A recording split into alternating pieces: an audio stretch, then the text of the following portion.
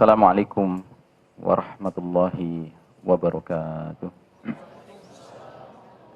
Alhamdulillahirabbil alamin wassalatu wassalamu ala asyrafil anbiya'i wal mursalin wa ala alihi wa ashabihi ajma'in. Qala Allah Ta'ala fi kitabihil karim, ya ayyuhalladzina amanu taqullaha haqqa tuqatih wa la tamutunna illa wa antum muslimun. Hadirin jamaah rahimakumullah, alhamdulillah pada pagi siang hari ini Allah Ta'ala mempertemukan kita kembali di majelis ini, dan kita masih meneruskan pembahasan kajian akhir zaman, di mana pada pertemuan-pertemuan lalu kita sudah membahas yang tema pertama, BJKSD boleh jadi kiamat sudah dekat. Kita sudah membahas yang kedua, mewaspadai fitnah sistem Dajjal. Kita sudah membahas yang ketiga, mewaspadai keluarnya fitnah Al-Masih Ad-Dajjal. Maka hari ini insyaallah kita akan membahas yang keempat, yaitu Zuhur Al-Mahdi atau menyambut tampilnya Al-Mahdi. Saudara sekalian rahimakumullah, Al-Mahdi adalah gelar seorang lelaki beriman yang akan ditampilkan Allah Subhanahu wa Ta'ala di akhir zaman, dan dia akan menjadi pemimpin orang-orang beriman. Dia akan mengantarkan kita semua, orang-orang beriman ini, berpindah dari kondisi dunia yang penuh dengan kezaliman menjadi penuh dengan keadilan. Al-Mahdi artinya lelaki yang mendapat petunjuk, dan pembahasan tentang Al-Mahdi ini sebenarnya adalah pembahasan yang sangat penting, dan para ulama mempunyai kepedulian yang luar biasa tentang permasalahan Al-Mahdi ini.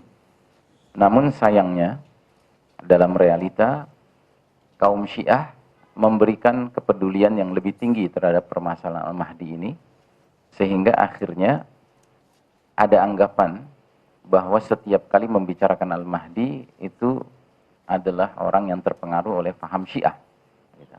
Karena mereka lebih dominan di dalam membicarakan soal Al-Mahdi ini. Dan sebagaimana kita ketahui, kaum Syiah adalah kaum yang sering mengada-ada hadis, membuat-buat hadis palsu. Sehingga akhirnya pembicaraan tentang Al-Mahdi ini menjadi sedemikian disusupi oleh hadis-hadis palsu, sehingga ini memperbanyak anggapan bahwa permasalahan Al-Mahdi ini adalah permasalahan yang bukan saja milik kaum Syiah semata, tetapi bahkan mengandung kepalsuan, mengandung kebohongan. Oleh karenanya tidak kurang ada tokoh-tokoh dalam sejarah Islam yang bahkan mengingkari adanya Al-Mahdi. Ya, seperti misalnya Ibnu Khaldun. Ya, Ibnu Khaldun itu termasuk yang mengingkari ada sosok Al-Mahdi. Nah, tapi ternyata setelah dipelajari, sebenarnya Al-Mahdi ini adalah sosok yang benar-benar akan datang di akhir zaman. Min alamatis sa'ah, termasuk di antara tanda-tanda sudah dekatnya as-sa'ah, dan dia akan memainkan peranan yang sangat penting dalam perjalanan umat ini.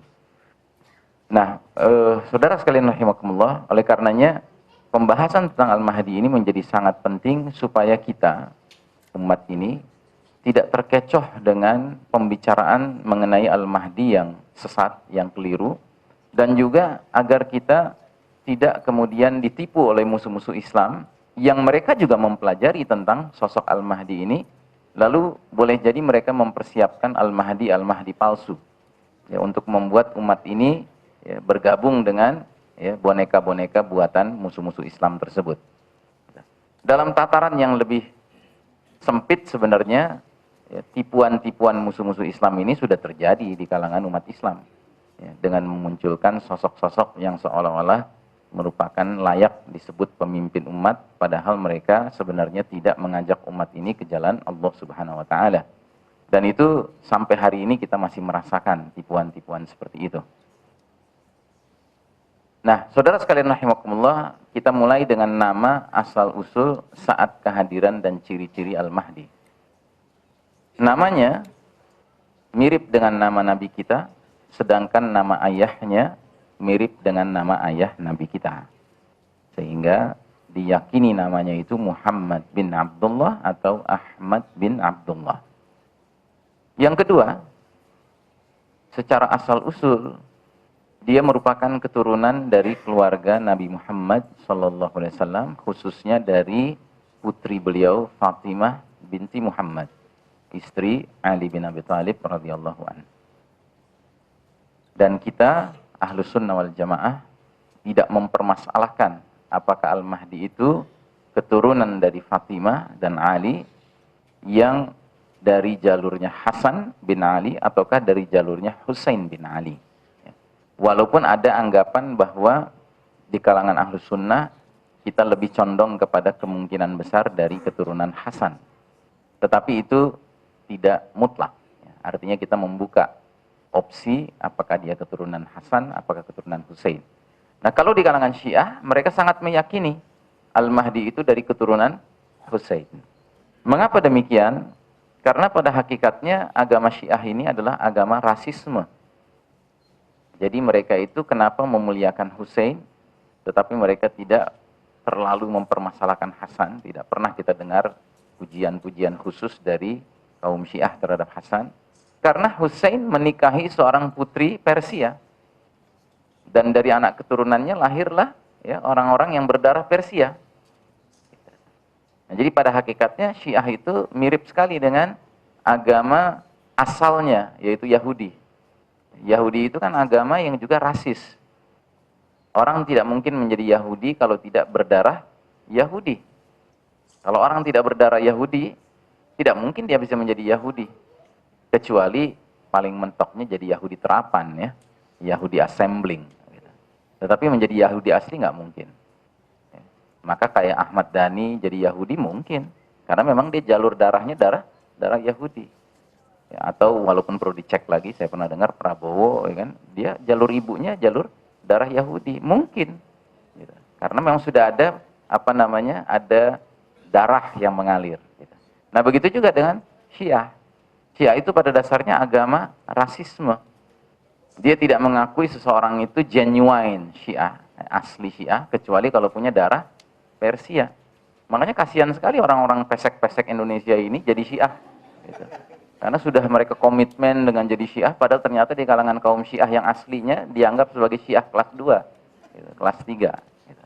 Bertaubatlah. Nah jadi saudara sekalian rahimakumullah, kita nggak mempermasalahkan. Kalau kaum Syiah, mereka sangat meyakini harus dari jalur Husain. Kalau kita membuka dua kemungkinan, itu bisa dari keturunan Hasan, bisa dari keturunan Husain.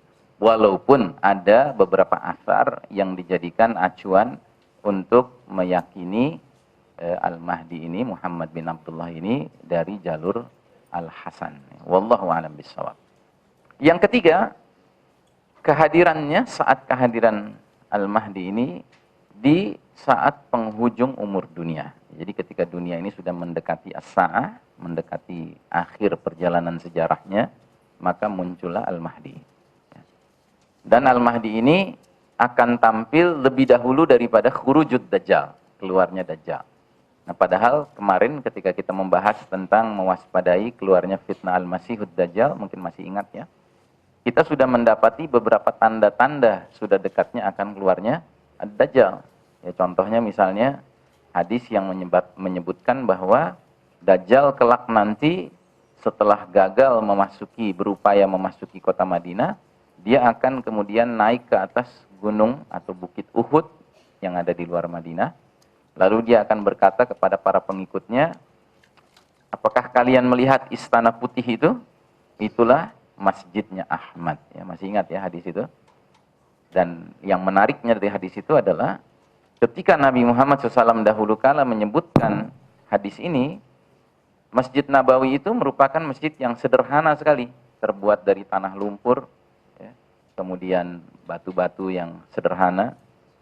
Sementara sekarang ini, dewasa ini, sudah beberapa puluh tahun belakangan ini, Masjid Nabawi telah direnovasi menjadi modern sekali, seperti layaknya sebuah istana putih, kan?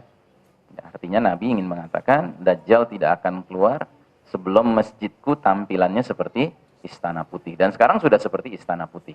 Nah, maka sangat wajar kalau kita wajib mulai bersiap-siap mewaspadai keluarnya fitnah Al-Masihud Dajjal.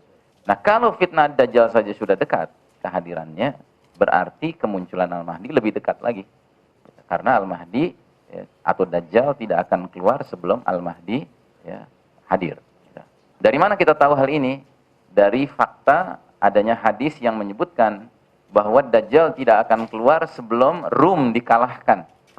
Nah, sementara Rum itu dikalahkan pada masa kepemimpinan Al-Mahdi. Jadi ada yang mengatakan kurang lebih sekitar tahun ke-7 hadirnya Al-Mahdi, dibaiatnya Al-Mahdi, maka pada saat itulah Dajjal akan keluar.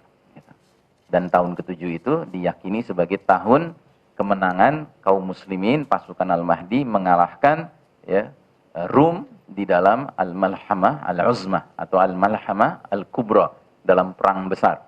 Ya, perang di mana kaum Rum mengibarkan 80 bendera yang setiap benderanya diwakili oleh 12.000 pasukan. Jadi jumlahnya banyak sekali, 960.000 personil pasukan Rum. Tetapi dengan izin Allah, pasukan Al-Mahdi berhasil mengalahkan mereka. Nah, ketika pasukan Al-Mahdi selesai mengalahkan Rum, dan ketika mereka membebaskan kota terakhir yang merupakan simbol Rum, yaitu Konstantinia atau Istanbul, dan pembebasannya tidak dengan menggunakan tombak maupun panah, tetapi menggunakan tahlil dan takbir. Nah, maka pada saat itulah tidak lama terdengar kabar bahwa Dajjal mengacak-acak rumah-rumah keluarga-keluarga mujahidin tersebut. Nah, jadi saudara sekalian rahimakumullah, munculnya Al-Mahdi di saat penghujung umur dunia. Kemudian yang keempat, ciri-ciri fisik Al-Mahdi. Nah, ciri-ciri fisik Al-Mahdi menurut kita kaum Sunni, kita tidak memiliki dalil yang jelas, kecuali satu dalil yang mengisyaratkan dia berdahi lebar dan berhidung mancung. Ya, ini saja. Kalau di kalangan Syiah, mereka lengkap sekali ya, dalil-dalilnya, hadis-hadisnya, sehingga tidak kurang mereka bisa membuat lukisan seperti apa Al-Mahdi itu. Ya, biasa deh Syiah, ya kan. Mereka senang sekali ya kan membuat, ya mirip lah kayak orang Nasrani. Orang Nasrani kan sedemikian yakinnya dengan seperti apa wajahnya Yesus gitu kan. Sehingga Yesusnya banyak versinya. Ada yang kulit putih, kulit kuning, kulit coklat, ya kan, negro gitu, ya kan. Tergantung doyannya yang mana gitu. Ya. Nah, begitu juga di kalangan Syiah ya, pada dasarnya.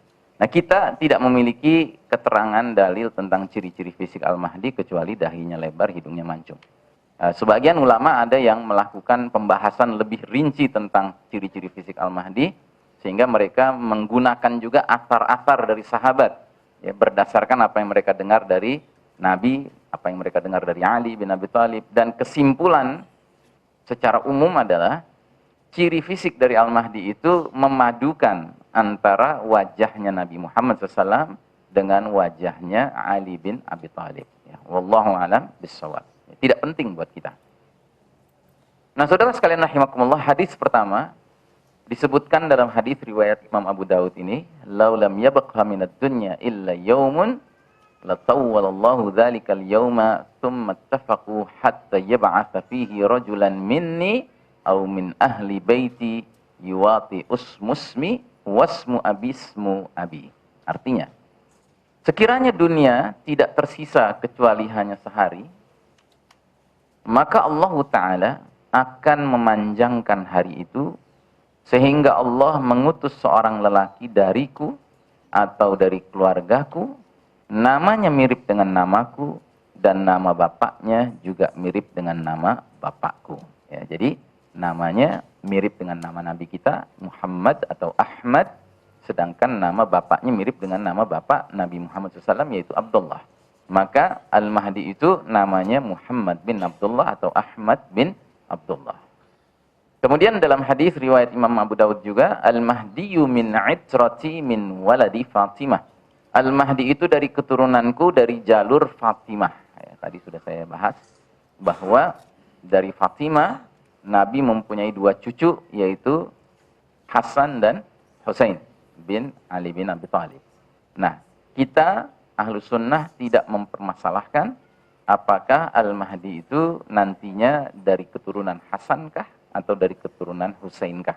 Tetapi berdasarkan hadis ini, dia adalah keturunan Nabi Muhammad SAW yang merupakan keturunan dari jalur Fatimah, ya.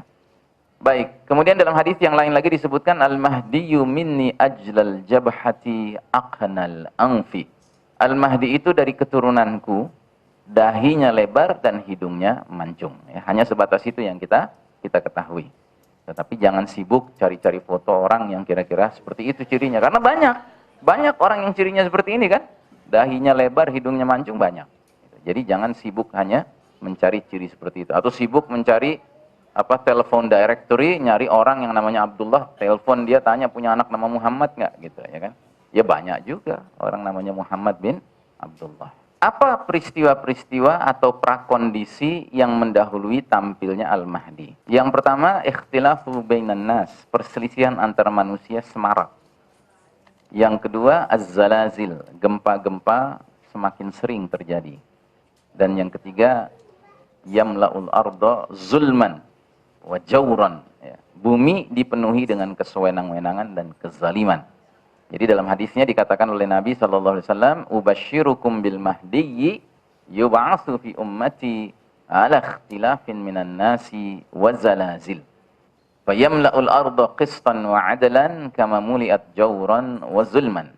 Aku kabarkan berita gembira mengenai Al-Mahdi yang diutus Allah ke tengah umatku ketika banyak terjadi perselisihan antar manusia dan gempa-gempa. Al-Mahdi akan memenuhi bumi secara merata dengan keadilan dan kejujuran, sebagaimana sebelumnya bumi dipenuhi secara merata dengan kesewenang-wenangan dan kezaliman. Jadi tiga ciri khas kondisi dunia menjelang keluarnya atau tampilnya Al-Mahdi. Pertama, perselisihan antar manusia semarak. Dan saya termasuk orang yang menganggap sekarang ini sudah cukup hebat perselisihan antar manusia, ya enggak? Gitu. Bukan hanya antar manusia, bahkan antar muslim. Bukan hanya antar muslim, bahkan antar muwahhidun, ya orang-orang yang ahli tauhid juga berselisih. Bahkan antar mujahidun, ya mereka berselisih. Sebagaimana yang kita dengar sekarang terjadi, bukan saja beberapa tahun lalu di Afghanistan, tapi sekarang di Suriah juga terjadi perselisihan antar mujahidin. Ya, jadi sesungguhnya ini sudah cukup matang prakondisi yang pertama. Kemudian prakondisi yang kedua, gempa-gempa banyak terjadi, ini pun demikian. Jadi kalau kita lihat, setiap hari selalu saja kita diberitakan lewat running text di televisi, ada saja gempa yang terjadi di Nusantara ini kan. Itu padahal baru sebatas ya wilayah Nusantara, wilayah Indonesia ini. Belum lagi kalau kita memantau gempa-gempa yang terjadi di seluruh dunia. Belakangan ini gempa itu menjadi sangat sering terjadi. Bagi Anda yang tertarik mendalami masalah ini, silahkan Anda coba klik di internet www.usgs.com. USGS itu United States Geological Survey atau BMKG-nya Amerika yang secara rajin melakukan updating tentang data-data gempa yang terjadi di seluruh dunia. Lengkap dengan koordinat terjadi gempanya di mana, lengkap dengan skala Richternya berapa. Dan kita akan terkejut mendapati bahwa gempa sekitar 20-30 tahun belakangan ini semakin kerap terjadi. Kemudian yang ketiga, bumi dipenuhi dengan kesewenang-wenangan dan kezaliman. Jadi Al-Mahdi tidak akan muncul, tidak akan tampil sebelum dunia ini dipenuhi dengan kezaliman. Jadi di situ dikatakan muliat, ya muliat itu dipenuhi. Jadi kezaliman itu sudah mengglobal, sudah mendunia. Dan saya termasuk orang yang meyakini sekarang ini kezaliman sudah mendunia. Kita tidak bisa mengatakan kezaliman hanya terjadi di negara-negara berkembang. Di negara-negara yang sudah maju pun sekarang kezaliman luar biasa. Di Eropa, di Amerika, kezaliman itu luar biasa. Dan itu padahal kita menilai kezaliman berdasarkan standar umum. Belum lagi kalau kita menilai kezaliman berdasarkan standar khusus, yaitu berdasarkan keterangan Al-Quranul Karim. Di mana Allah Subhanahu wa Ta'ala menyebutkan diantaranya dalam surah 31, surah Luqman, tentang apa itu kezaliman. Jadi dikatakan oleh Luqman kepada putranya, wa idz qala Luqmanu libnihi wa huwa ya'izuhu ya bunayya la tusyrik billah inna syirka la zulmun azim. Dan ingatlah ketika Luqman berkata kepada anaknya, di waktu dia memberi pelajaran, nasihat kepadanya. Hai anakku, janganlah kamu mempersekutukan Allah. Janganlah kamu berlaku syirik. Sesungguhnya mempersekutukan Allah, syirik itu adalah benar-benar kezaliman yang besar. Jadi kalau dalam kacamata Al-Quran, kezaliman yang besar itu adalah syirik. Ya, tadi kan kita bicara kezaliman dalam arti umum ya. Dalam arti umum sudah merata di dunia sekarang kezaliman. Berapa banyak orang terzolimi sekarang, bukan hanya di negara-negara yang berkembang. Di negara-negara maju juga orang terzolimi banyak. Tetapi kalau kita ukur dari sudut kezoliman menurut ayat ini, yaitu syirik. Sekarang syirik juga luar biasa sudah mendunia. Dengan catatan kita memahami syirik secara luas ya, bukan dengan pemahaman tradisional. Kalau syirik tradisional kan syirik kubur kan. Tetapi kalau syirik modern, syirik hukum. Sekarang syirik hukum kan sudah luar biasa, Pak. Enggak sekedar umat manusia biasa. Orang-orang yang mengaku muslim juga seolah-olah sekarang tidak terlalu mempermasalahkan bahwa kita tidak hidup di bawah naungan hukum Allah. Kita boleh menjalankan kehidupan bermasyarakat, bernegara dengan hukum bikinan manusia. Ini syirik sebenarnya. Sesuatu yang tidak bisa diterima. Karena Allah Subhanahu wa taala jelas-jelas menyatakan diantaranya dalam surat Al-Kahfi ayat 26 bahwasanya la yusyriku fi hukmihi ahada, dan dia Allah taala tidak mengambil seorang pun menjadi sekutunya dalam menetapkan hukum. Ini terjemahan hukmihinya, keputusannya, padahal sebenarnya hukum. Jadi Allah tidak menerima adanya sekutu di dalam menyusun hukum, menetapkan hukum. Seharusnya manusia itu kalau ingin hidup merasakan keadilan yang sebenarnya, dia harus hanya mentauhidkan Allah dalam urusan hukum, mengesahkan Allah dalam urusan hukum. Tapi sekarang kan luar biasa dengan sistem kepemimpinan, sistem politik modern yang pada hakikatnya mengakui adanya lawmakers selain Allah Ta'ala, penyusun hukum selain Allah Ta'ala, ya. Maka berarti syirik sekarang sudah luar biasa, mengglobalnya, mendunianya. Gitu. Nah jadi saudara sekalian rahimakumullah, kalau kita lihat dari sudut hal ini, berarti kemunculan Al-Mahdi sudah cukup matang. Ya. Ada lagi sebenarnya keterangan lain tentang prakondisi munculnya Al-Mahdi, yaitu tentang fitnah Duhaimah. Pernah dengar ya fitnah Duhaimah? Jadi fitnah Duhaimah itu salah satu tanda akhir zaman yang muncul sebelum hadirnya Al-Mahdi. Sebagian ulama mengatakan hadis ini juga menjadi prakondisi untuk keluarnya Al-Mahdi.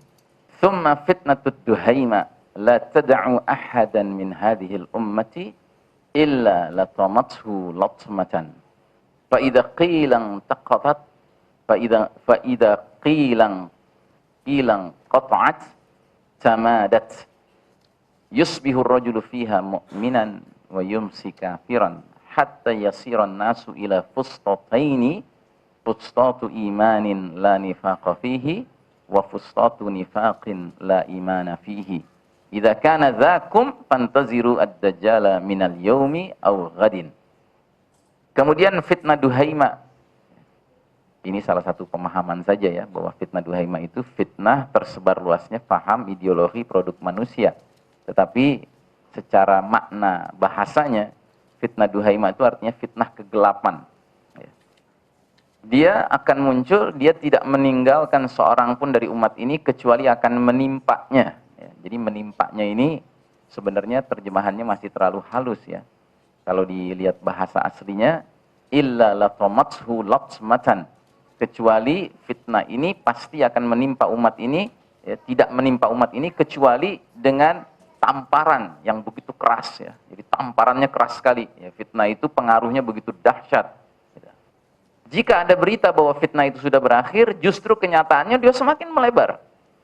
Nah saat itu seseorang di pagi harinya dalam keadaan mukmin, kemudian sore harinya dalam keadaan kafir. Sehingga manusia akan berakhir menjadi dua camp saja, dua golongan saja. Yaitu camp golongan iman yang sama sekali tidak mengandung kemunafikan, dan golongan munafik yang sama sekali tidak mempunyai keimanan. Jika kondisi dunia sudah seperti itu, maka tunggulah Ad-Dajjal keluar pada hari tersebut atau keesokan harinya. Jadi Al-Mahdi tidak akan keluar sebelum fitnah Duhaimah ini menampar umat ini sedemikian rupa sampai akhirnya umat ini akan benar-benar terbelah menjadi dua, yaitu camp keimanan tanpa kemunafikan dan camp kemunafikan tanpa keimanan. Dan sudah barang tentu mereka-mereka yang ada di camp pertama, iman tanpa kemunafikan, inilah yang begitu Al-Mahdi tampil akan segera menyambutnya, akan segera bergabung dengannya tanpa keraguan sedikit pun. Sementara camp yang kedua adalah mereka-mereka yang begitu Al-Mahdi muncul, bukan saja meragukan, tetapi bahkan mengingkarinya, itu menentangnya, dan bahkan berbaris dengan kaum kufar lainnya, kaum musyrik lainnya untuk melawan Al-Mahdi. Na'udzubillahi min dzalik. Nah, jadi saudara sekalian rahimakumullah, ini termasuk di antara yang akan menjadi prakondisi kemunculan Al-Mahdi. Wallahu a'lam bishawab. Baik. Nah, kemudian kalau kita kaitkan dengan ringkasan sejarah umat Islam hadis roadmap ini, kembali kita melihat bahwa kita sekarang berada di babak keempat, babak mulkan jabriyan. Maka Al-Mahdi itu akan muncul di ujung akhir dari babak keempat ini menjelang munculnya babak kelima. Ya, karena Al-Mahdi itulah yang akan mengantarkan kita untuk hidup di bawah naungan khilafatan ala minhajin nubuwah, kekhalifahan yang mengikuti metode kenabian. Ya, wallahu a'lam bishawab. Ada sedikit perbedaan pendapat di kalangan ulama juga tentang apakah sebelum Al-Mahdi tampil sudah ada kekhalifahan atau tidak. Ya, ini ada perdebatan. Ya, nanti akan kita bahas ketika masuk ke dalam dalil yang terkait dengan hal itu. Kemudian selanjutnya kita bicarakan peristiwa-peristiwa yang menyertai tampilnya Al-Mahdi. Nah, ini penting sekali kita pahami. Kenapa? Karena jika peristiwa-peristiwa ini sudah terjadi, ya, terus ada kabar bahwa Al-Mahdi dibaiat di depan Ka'bah, sementara peristiwa-peristiwa yang menyertainya ini sudah terjadi, maka tidak ada keraguan lagi, seharusnya kita meyakini Al-Mahdi itulah dia, orangnya. Dan kita harus menjalankan perintah Nabi, yakni berbaiat dengan dia, dengan Al-Mahdi tersebut. Baik, apa saja peristiwa yang menyertai tampilnya Al-Mahdi? Pertama, akan terjadi perselisihan saat wafatnya seorang pemimpin atau dalam kurung khalifah. Ya, jadi ada seorang pemimpin wafat, setelah wafatnya pemimpin ini timbul chaos, ya, timbul kekacauan. Mungkin kekacauan itu berkaitan erat dengan vacuum of power, ya, kekosongan kepemimpinan, kekuasaan, ya. Tapi yang pasti terjadi perselisihan. Nah, dalam kondisi seperti itu, keluarlah seorang lelaki dari Madinah menuju ke Mekah untuk mencari perlindungan di Ka'bah. Lelaki tersebut itulah Al-Mahdi. Nah, sesampainya dia di Ka'bah, ya, di Mekah, ternyata lelaki tersebut, ya, dikejar-kejar, ya, oleh sekumpulan orang yang jumlahnya mirip dengan jumlah pasukan perang Badar, yaitu sekitar 313 orang. Dan orang-orang ini cirinya adalah orang-orang yang tidak memiliki proteksi. Jadi bukan orang-orang yang sifatnya katakanlah mempunyai pangkat, mempunyai jabatan, mempunyai pengaruh, kekuasaan dan sebagainya, tidak. Ya, orang-orang biasa saja. Tetapi orang-orang ini, ya, adalah penghuni langit, penghuni bumi mencintai mereka. Sehingga mereka bisa menyepakati seorang lelaki yang mereka yakini inilah pemimpin kita di akhir zaman. Jadi mereka orang-orang yang tidak mempunyai perlindungan, ya, bukan orang-orang yang berpengaruh. Kedua, mereka orang-orang yang jumlahnya tidak seberapa, ya, nggak sampai 1000, hanya 313 orang. Dan mereka adalah orang-orang yang tidak bersenjata. Jadi ini diyakini adalah orang-orang soleh di akhir zaman, mungkin juga sebagiannya ulama, mungkin juga sebagiannya aktivis pergerakan, aktivis dakwah, ya, mungkin sebagiannya adalah orang-orang yang selama ini memang sudah melakukan pengkajian dan penantian terhadap Al-Mahdi, ya. Yang pasti mereka ini bersepakat bahwa laki-laki yang mencari perlindungan ke Ka'bah dari Madinah ini harus mereka baiat, mereka jadikan pemimpin. Dan mereka jadikan pemimpin bukan untuk mereka 313 orang ini, tidak, tapi pemimpin yang diyakini akan memimpin umat Islam sedunia, begitu. Nah, lelaki ini tidak mau menerima baiat tersebut. Sehingga lelaki ini harus dibaiat paksa. Dan pengertian paksa itu sampai ke derajat orang-orang ini mengancam bunuh kalau tidak mau menerima baiat mereka. Gitu. Nah, sehingga dibalik hadis tentang pembayatan paksa ini, kita dapat menyimpulkan beberapa hal. Pertama, ternyata Al-Mahdi itu adalah sosok laki-laki yang tidak memiliki ambisi kepemimpinan. Jadi tidak seperti kebanyakan orang zaman sekarang yang luar biasa ambisiusnya ya untuk dapat jabatan, dapat pimpinan gitu. Tetapi Al-Mahdi tidak. Al-Mahdi benar-benar menjadi sosok pemimpin beriman sebagaimana pemimpin beriman bertakwa di masa lalu. Makanya kita tidak temukan riwayat yang menjelaskan setelah wafatnya Nabi Muhammad SAW, Abu Bakar sebagai khalifah pertama kampanye, nggak ada kan? Gitu, nggak kita temukan. Gitu. Dan kita nggak temukan, ya kan, di kota Madinah setelah wafatnya Nabi, ya kan, ada persaingan masang wajah Abu Bakar, Umar, Utsman, Ali gitu di pohon-pohon gitu, nggak ada. Kita nggak temukan itu. Ya kan? Nah jadi Al-Mahdi benar-benar memang sosok pemimpin bertakwa yang jangankan punya ambisi, bahkan sudah disepakati dialah pemimpin pun dia masih menolak, tidak mau dia. Nah tetapi di samping itu, fakta bahwa dia harus dipaksa untuk dibaiat juga mengisyaratkan hal lain. Apa itu?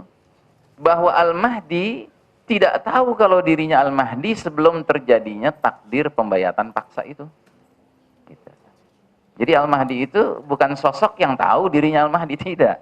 Dia tidak tahu dirinya Al-Mahdi sampai dia harus dipaksa baiat seperti itu.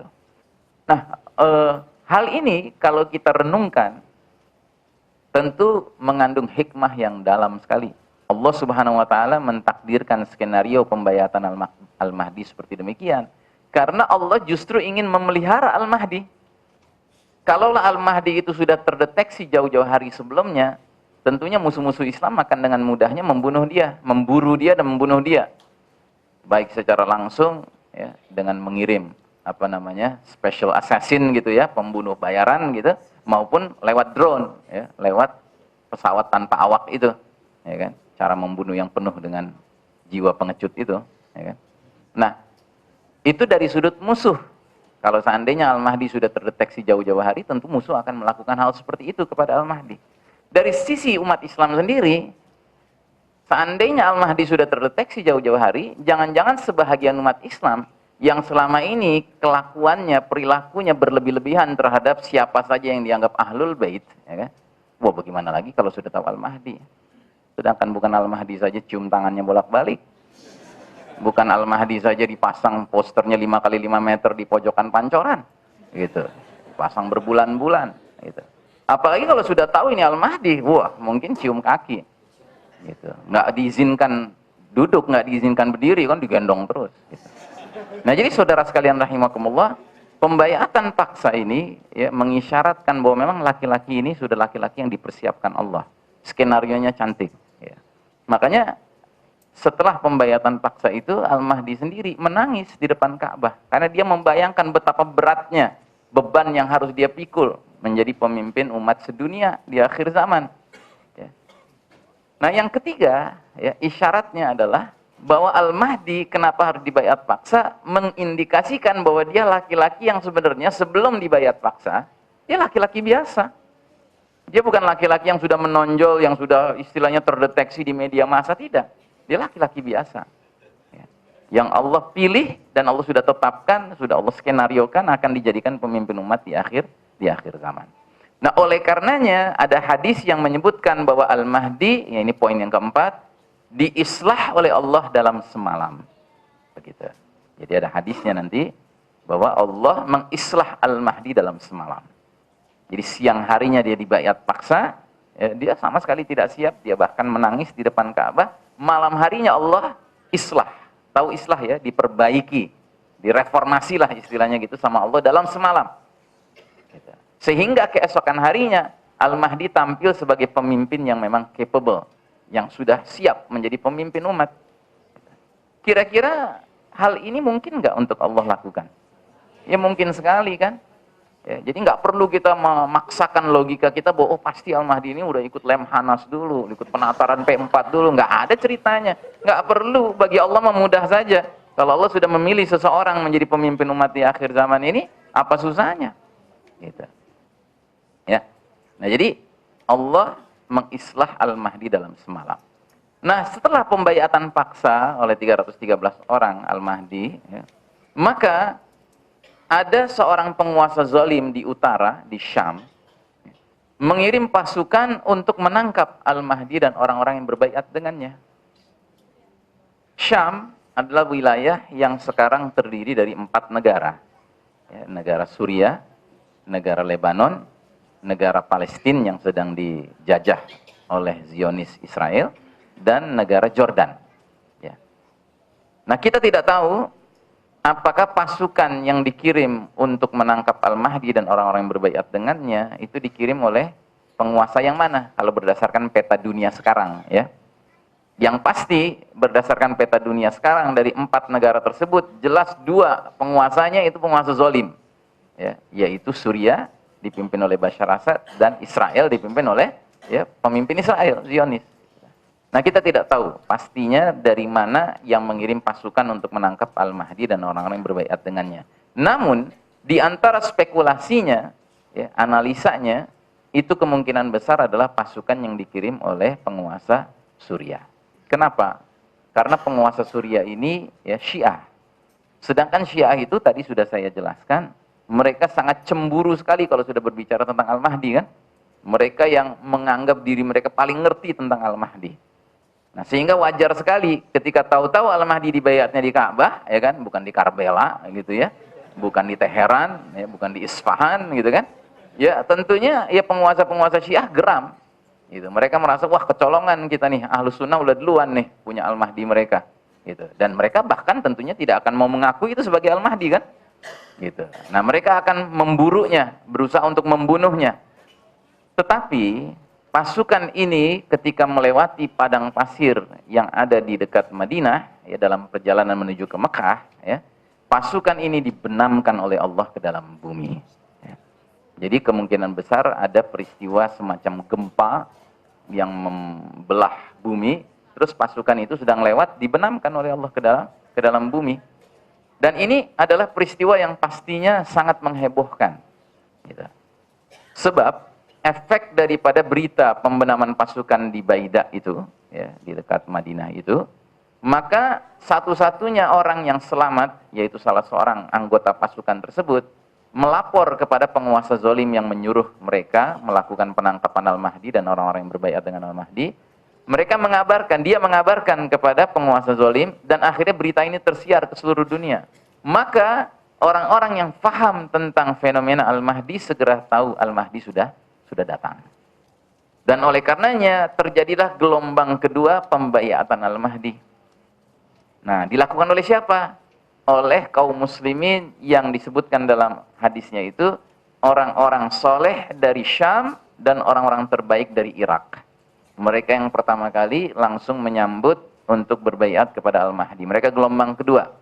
Jumlah mereka ribuan dan mereka tidak seperti gelombang pertama yang membaiat Al-Mahdi, yaitu orang-orang yang tidak punya proteksi, orang-orang yang jumlahnya nggak seberapa dan nggak bersenjata. Tapi mereka sudahlah jumlahnya ribuan. Ya, dalam satu asar disebutkan antara 12.000 sampai 15.000, ya, mereka itu bersenjata. Dan jika ini seperti demikian keadaannya, lalu kita kaitkan dengan peta politik dunia sekarang, peta pergolakan yang sedang terjadi sekarang, ya, menjadi wajarlah apa yang sedang berkembang di Suriah dan di Irak sekarang. Gitu. Bahwa memang ini barangkali cara Allah sedang mengayak untuk mempersiapkan iron stock pasukan yang akan menjadi pasukan, ya, pembaiat gelombang kedua Al-Mahdi, ya, mereka datang dari Syam dan dari Irak, ya kan. Ya, walaupun kita nggak usah terlibat dalam perdebatan pro ISIS anti ISISnya, ya, nggak perlu kita terlibat dalam perdebatan itu, ya kan. Bisa jadi juga mereka ada yang dari ISISnya, dari Jabhat Nusrahnya, mungkin dari juga Jabhatul Islamnya, wallahu alam bisawab. Tapi yang pasti hadisnya mengisyaratkan demikian. Setelah kabar pembenaman pasukan di Baida terjadi, maka gelombang kedua yang segera membaiat Al-Mahdi, di dalam hadisnya dikatakan adalah orang-orang terbaik dari Syam dan juga orang-orang soleh dari Irak. Ya. Nah, kemudian setelah Al-Mahdi benar-benar sudah punya pasukan dan Al-Mahdi sendiri sudah tampil sebagai pemimpin yang capable, maka ada seorang lelaki Quraisy beserta pasukannya menyerang Al-Mahdi. Nah, ini perang pertama yang Al-Mahdi dengan pasukannya akan berhadapan-hadapan dengan seorang lelaki Quraisy beserta pasukannya. Nah, uniknya lelaki Quraisy ini dikatakan mempunyai paman-paman dari jalur ibunya, ya, yang merupakan suku Kalb. Ya, nanti akan ada sedikit catatan tentang hal itu, tapi nanti saja. Gitu. Namun dikatakan oleh Nabi bahwa pasukan Al-Mahdi ya, berhasil mengalahkan pasukan lelaki Quraisy ini. Sehingga Nabi mengatakan, sungguh rugilah orang-orang yang tidak kebagian harta rampasan perang suku Kalb. Gitu. Jadi suku Kalb ini kaya raya. Gitu. Itu yang pasti. Sehingga pasukan Al-Mahdi berhasil mengarahkan lelaki Quraisy ini, yang berarti dia juga berhasil mendapatkan ya, harta rampasan dari suku Kalb yang kaya raya tersebut. Lalu poin ke-8 yang perlu kita catat, yang merupakan catatan penting juga, bahwa pasukan pendukung Al-Mahdi cirinya mengibarkan bendera hitam. Ya, Royatus Sud, ya, mereka mengibarkan bendera hitam. Baik, kita masuk ke hadis-hadisnya. Yakunu ikhtilafun 'inda mauti khalifah fayakhruju rajulun min ahlil madinati hariban ila Makkah. Fayatihi nasun min ahli Makkah fayukhrijunahu wa huwa karihun fayubayyi'unahu bainar rukni wal maqam wa yub'atsu ilaihi ba'tsun min ahli Syam fayukhsafu bihim bil baida baina Makkah wal Madinah.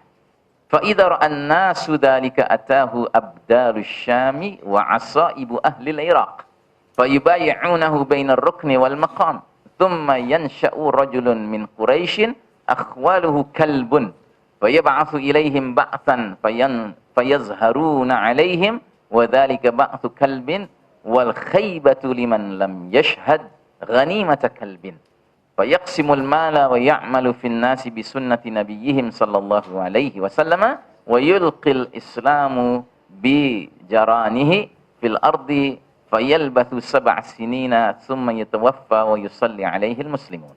Artinya, akan terjadi perselisihan saat matinya khalifah. Nah, ini catatan yang tadi saya katakan akan saya jelaskan. Jadi Nabi di dalam hadis ini jelas-jelas menggunakan kata khalifah. Ya. Dan hal inilah yang menyebabkan sebagian ulama ya, berselisih pendapat. Mengatakan sebelum Al-Mahdi tampil sudah ada khilafah. Begitu. Tetapi yang lain mengatakan, oh tidak. Nabi sengaja memilih kata khalifah tanpa alif lam, ya, jadi bukan al-khalifah tetapi khalifah, yang itu berarti bentuk nakirah. Nakirah itu artinya indefinite article. Ya, jadi kalau seandainya kita nyebut Dajjal, itu beda dengan kita menyebut Ad-Dajjal. Kalau Dajjal itu bisa, Bashar Asad itu Dajjal bisa, ya kan? Ya, kemudian siapa Mirza Ghulam Ahmad itu Dajjal itu bisa. Tetapi Ad-Dajjal itu cuma satu. Ya, Ad-Dajjal itu The Dajjal, ya kan? Nah, ini juga demikian. Nabi sengaja memilih kata khalifah tetapi tidak pakai alif lam karena mengisyaratkan dia pemimpin. Gitu. Dan para sahabat memahami bahwa kata khalifah itu juga diantara maknanya ya pemimpin dalam arti umum. Gitu. Nah, maka kita nggak usah terlibat dalam perdebatan itu. Kalaupun ada khilafah sebelum Al-Mahdi, yang pasti itu bukan khilafah ala minhajin nubuwah sebagaimana yang dimaksudkan dalam hadis periodisasi, hadis roadmap tadi. Karena apa? Khilafah ala minhajin nubuwah itu khilafah yang meliputi seluruh umat Islam sedunia. Dan itu tidak bisa tidak, khalifahnya adalah Muhammad bin Abdullah Al-Mahdi. Gitu. Jadi kita nggak perlu berdebat tentang masalah ini. Bisa jadi sudah ada khilafah, bisa juga tidak. Gitu, ya kan? Nah, jadi perselisihan saat matinya seorang khalifah, pemimpin. Maka seorang lelaki Al-Mahdi akan keluar dari Madinah pergi menuju ke Mekah. Lantas beberapa orang dari penduduk Mekah mendatangi Al-Mahdi. Mereka memaksanya keluar dari dalam rumah meski Al-Mahdi tidak menginginkannya. Orang-orang itu kemudian membaiatnya pada suatu tempat antara rukun atau Hajar Aswad dan Maqam Ibrahim. Berarti pembaiatan Al-Mahdi itu terjadi di depan pintu Multazam ya, kurang lebih ya. Karena itulah lokasi antara Hajar Aswad dengan Maqam Ibrahim ya. Orang yang pernah haji umrah pasti tahu itu posisi itu. Lalu dikirimlah pasukan dari penduduk Syam untuk memerangi mereka, memerangi Al-Mahdi dan orang-orang yang berbaiat dengannya. Tetapi pasukan itu justru ditenggelamkan Allah di Al-Baida, tempat antara Mekah dan Madinah. Jadi Al-Baida itu dalam bahasa Arab artinya sebuah padang luas ya, padang terhampar begitu, ya padang pasir terhampar begitu. Nah, Ketika manusia melihat hal itu, maksudnya mendengar kabar bahwa pasukan itu terbenam di Al-Baida, maka orang-orang soleh dari Syam dan orang-orang terbaik dari penduduk Irak membaiatnya antara rukun dan maqam. Nah, ini kalau kita lihat bahasa aslinya, di sini menggunakan kata-kata ya, fa idza ra'an nasu dzalika atahu abdalus Syam. Jadi abdalus Syam wa asaib ahlil Irak. As-Sa'ib ahlil Irak artinya orang-orang terbaik dari Irak. Sedangkan Abdal, ya Abdal itu istilah untuk menyebutkan orang-orang yang terbaik yang mereka itu setiap pimpinannya meninggal ada pemimpin berikutnya yang menggantikan.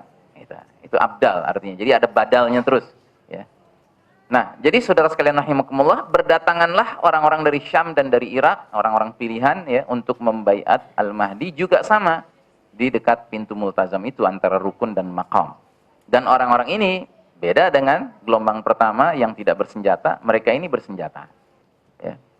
Lalu tampillah seorang lelaki dari bangsa Quraisy, paman-pamannya dari suku Kalb. Nah, lelaki ini mengirimkan pasukan untuk memerangi mereka, orang-orang yang berbaiat kepada Al-Mahdi. Namun Al-Mahdi dan pasukannya dapat mengalahkan lelaki Quraisy tersebut dengan pasukannya. Alangkah ruginya orang yang tidak ikut serta dalam pembagian ghanimah perang suku Kalb. Nah, apa yang menarik tentang suku Kalb ini? Ini yang ingin saya coba share ya, sebagai satu renungan saja kepada kita semua yang hadir di sini. Jadi lelaki Quraisy tersebut dikatakan mempunyai paman-paman dari jalur ibu yang merupakan suku Kalb. Jadi kalau kita buka internet, kita tulis Al-Asad Family di Wikipedia, ya kan? Al-Asad Family ini keluarganya Asad di Suriah, ya, Suriah ya. Ayahnya Bashar Asad yang ini, kemudian Hafiz Asad yang ini, ya, yang sekarang mimpin kan Bashar Asad ya, anaknya. Ini ayahnya Hafiz Asad yang dulu nih. Nah, ada yang menarik, disebutkan they are members of the minority Alawite sect and belong to the Kalbiyah tribe. Wallahu a'lam bissawab. Apakah ini terkait atau tidak? Yang jelas memang Bashar Asad ini jalur paman-pamannya itu, ya kan, dari jalur ibunya, ya kan, mereka itu kaya raya, luar biasa kekayaan mereka. Ya, mereka yang mendominasi penguasaan perminyakan di Syam, ya, di Suriah khususnya. Gitu. Nah, jadi adakah itu terkait? Wallahu a'lam bissawab. Tetapi yang jelas itu fakta yang sekarang bisa kita dapatkan. Gitu. Nah, jika itu benar ya, dan memang benar ke arah sana maksudnya, ya boleh jadi laki-laki yang dimaksud ini ya kan ada hubungannya dengan penguasa ya, Suriah sekarang ini. Wallahu alam bissawab. Ya, sekedar untuk bahan perenungan saja. Ya, jangan Anda bawa tidur ya. Nah, kemudian jadi Nabi tadi jelas-jelas mengatakan alangkah ruginya orang yang tidak ikut serta dalam pembagian ghanimah perang suku Kalb. Lalu Al-Mahdi membagi ghanimah dan beramal di tengah manusia dengan mengikuti sunnah Nabi Muhammad SAW. Dia akan menyampaikan Islam ke seluruh penduduk bumi. Al-Mahdi berkuasa selama 7 tahun, kemudian wafat dan kaum muslimin menyolatkannya. Ya. Baik, hadis lain lagi menjelaskan, ini lebih khusus spesifik tentang 313 orang itu. Suatu kaum akan berlindung di rumah ini, yakni Baitullah, Ka'bah. Mereka tidak memiliki pelindung, proteksi, imunitas, ya, karena mereka bukan orang-orang yang berpangkat, berjabatan, ya, punya posisi, apalagi penguasa, pemimpin, tidak. Mereka tidak juga memiliki jumlah yang berarti signifikan, ya, 313 orang saja, ataupun senjata. Jadi mereka bukan orang-orang bersenjata. Suatu pasukan dikirim untuk menyerang mereka saat berada di Baida, suatu padang pasir bumi. Pasukan itu dibenamkan ke dalam bumi. Yusuf berkata, saat itu penduduk Syam tengah bepergian menuju Mekah. Abdullah bin Sufyan berkata, demi Allah, mereka bukan pasukan yang dimaksud. Jadi, ada hadis lain yang menerangkan, hadis ini riwayat Bukhari juga, ada Muslim juga, bahwa ketika terjadi pembenaman pasukan di Baida itu, ternyata ada orang-orang yang juga sedang lalu lalang di sana ikut terbenam ke dalam bumi bersama pasukan itu. Sehingga Aisyah radhiyallahu anha menjadi prihatin mendengar kabar itu. Dia bertanya, ya Rasulullah, jadi orang-orang yang terbenam itu adalah bukan saja ya pasukan yang akan mengejar lelaki dan orang-orang yang ada di Ka'bah itu, tetapi juga orang-orang yang sedang lewat. Lalu bagaimana nasib mereka? Terus Nabi mengatakan, ya mereka ikut terbenam, tetapi mereka akan dibangkitkan di hari berbangkit nanti sesuai niatnya masing-masing. Gitu. Jadi artinya yang memang terbenamnya karena kebetulan lagi ada di situ, ya dia terbenam, tetapi dibangkitkan niatnya sesuai niatnya. Dia lagi apa di sana? Nah, oleh karenanya ada yang mengatakan bahwa pembayatan Al-Mahdi pada dasarnya terjadi di musim haji. Gitu. Karena adanya ya orang-orang lain yang juga lalu lalang di sekitar wilayah tersebut. Gitu. Dan memang ada hadis lain lagi nanti riwayat Imam Al-Hakim yang mengisyaratkan memang terjadinya pembayatan Al-Mahdi di musim haji. Gitu. Nah, sehingga bukan hanya pasukan itu yang lewat di tempat Baidah itu, tetapi juga ada orang-orang lain yang juga ya menjadi tenggelam bersama pasukan itu. Baik. Dalam hadis yang lain, riwayat Ibnu Majah dikatakan, kelak ada 3 orang berperang di dekat perbendaharaan kalian. Ya, ada yang menafsirkan perbendaharaan di sini Ka'bah. Ya, tetapi ada yang menafsirkan perbendaharaan di sini maksudnya adalah emas yang tersingkap setelah Sungai Yufrat mengering. Ya. Mungkin Anda pernah dengar salah satu tanda ya akhir zaman, Sungai Yufrat di Irak itu akan mengering dan akhirnya terdeteksi ditemukan di baliknya ada gunung emas. Ya. Dan orang akan berdatangan ke sana untuk merebut emas itu. Tetapi Nabi jelas-jelas memperingatkan umat Islam agar jangan terlibat dalam perebutan emas itu. Sebab nanti setiap 100 orang yang berusaha merebutnya, 99 tewas. Hanya 1 yang hidup. Dan setiap orang yang berusaha untuk merebut emas itu berkata, semoga aku termasuk orang yang nantinya mendapatkan kemenangan. Begitu. Jadi berbunuh-bunuhan orang. Nah, wallahu alam bisawab ya, ada yang menafsirkan perbendaharaan kalian itu adalah emas Sungai Yufrat itu, ada yang juga mengartikan Ka'bah. Dan ketiga-tiganya adalah anak khalifah, anak pemimpin. Nah, ini juga jadi bahan perenungan ya. Jika yang dimaksud khalifah di sini, pemimpin di sini adalah pemimpin wilayah yang ada Mekah Madinahnya, berarti raja dari kerajaan Arab Saudi gitu. Nah, sementara sekarang ini ya, yang menjadi raja Arab Saudi namanya Abdullah, ya kan? Dan dia kategori level anaknya Abdul Aziz yang istilahnya sudah outgoing generation banget loh gitu. Sudah 80-an tahun, udah sakit-sakitan ya kan. Dan sehingga diduga kuat untuk selanjutnya yang harus menggantikan jadi raja itu nggak bisa lagi level saudara-saudara dia, tapi harus level di bawah dia karena usianya udah terlalu lanjut semua yang lain. Gitu, udah gaek-gaek semua gitu, ya kan? Udah top semua, ya kan? Tua ompong peot gitu, ya kan? Nah, jadi yang paling mungkin adalah level generasi berikutnya. Makanya di sini dikatakan kesemuanya adalah anak khalifah itu, ya, anak pemimpin itu. Nah, berdasarkan info yang kita ketahui, dan ini lagi-lagi hanya perenungan saja, ya kan? Salah satu anak dari Raja Abdullah ada yang namanya Muhammad, ya. Ada yang namanya Muhammad. Ya, sehingga kalau kita kaitkan nama dia dengan nama ayahnya jadi Muhammad bin Abdullah, gitu kan? Terus mungkin ada yang bertanya lah, tapi kan kerajaan Arab Saudi itu kan bukan keturunan Nabi Muhammad SAW. Memang iya, gitu. Kita juga tahu, ya kan?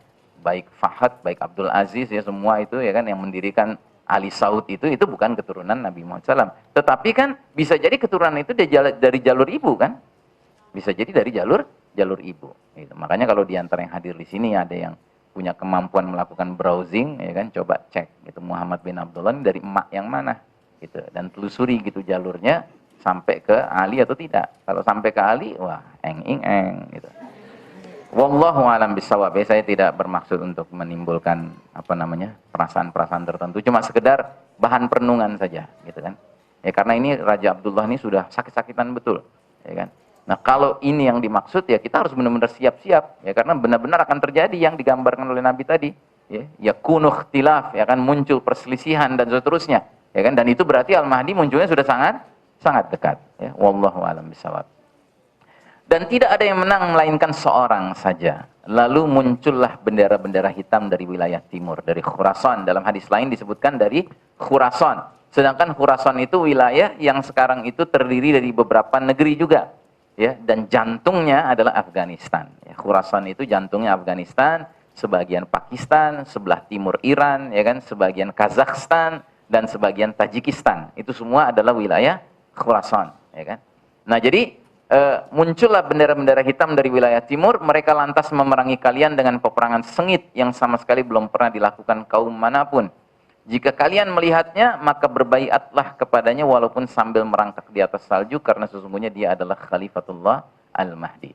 Nah, sebagian ulama mengatakan, bukan berarti pasukan berbendera hitam yang datang dari wilayah timur di dalamnya ada Al-Mahdi, tidak. Tetapi ini isyarat bahwa pasukan Al-Mahdi nanti, ya, cirinya mengibarkan bendera berwarna hitam. Ya. Wallahu a'lam bishawab. Baik, kemudian ini hadis tadi yang saya katakan riwayat Hakim yang mengisyaratkan pembayatan itu terjadi di musim haji. Pada bulan Zulqa'dah, kabilah-kabilah saling tarik-menarik dan saling berkhianat. Maka seorang peziarah haji diculik. Lalu terjadilah kekacauan di Mina. Ya, di Mina. Ya. Mina itu nggak pernah rame kecuali di musim haji.